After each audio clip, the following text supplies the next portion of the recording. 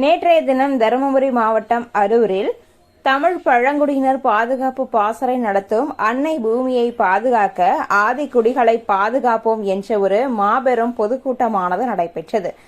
பழங்குடியினர் நாளை முன்னிட்டு இந்த ஒரு பொதுக்கூட்டம் நடைபெற்ற நிலையில் இதில் சீமான் அவர்கள் கலந்து கொண்டு உரையாற்றினார்.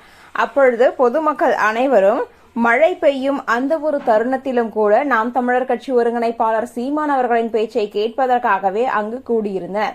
இது ஒரு பொதுக்கூட்டம் மாதிரி இல்லாமல் ஒரு மிகப்பெரிய மாநாடாகவே மாறியுள்ளது.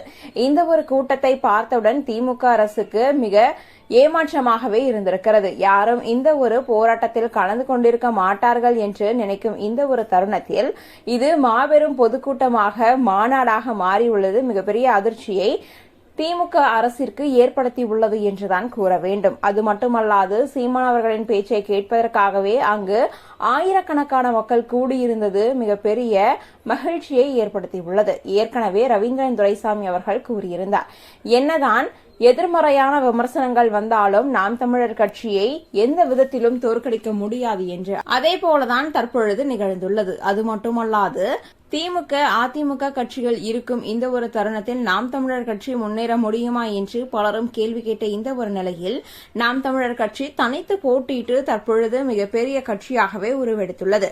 இதனை எதிர்க்கும் விதமாகத்தான் தற்பொழுது திமுகவினர் பல ஆடியோக்களையும் நாம் தமிழர் கட்சிக்கு எதிராக தற்பொழுது வெளியிட்டு வருகின்றனர்.